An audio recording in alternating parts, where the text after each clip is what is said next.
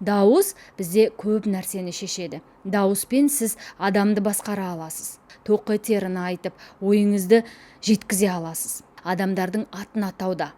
Мысалға, менің есімім Жанар Қажымғали десем, Жанарочка, менде саған мынандай бір сұрағым бар деген секілді.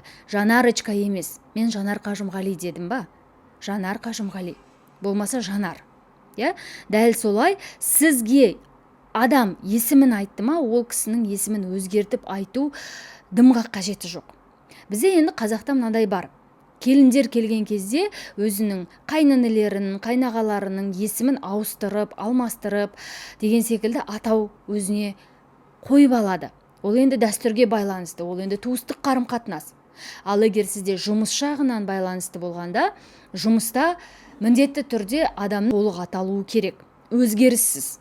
Ләззат дегенге мысалға Ляска, Әйгерім деп атаса Айка дейміз. Дәл солай адамның атын кішірейтіп, адамның атын өзгертіп, адамның атын енді біз неге үйтіп атаймыз?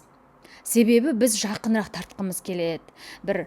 Сондай мен саған жақынмын, мен сенің жақын құрбыңмын дегіміз келеді. Бірақ бұл өте қате пікір. Дұрыс емес. Бұл этикаға жатпайды, бұл сыйластыққа жатпайды. Сіз ол кісінің есімін төмендетіп қойдыңыз деген сөз.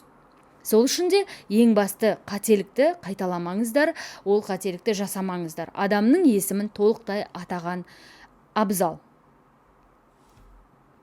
Дауысқа байланысты тағы да пікірлеріңіз болса, сұрақтарыңыз болса, мархабат, парақшаға тіркеліп, пайдалы болса, міндетті түрде достарыңызбен бөлісе отырыңыздар. Мен Жанар Қажымғали, дауыс қою бойынша тренер.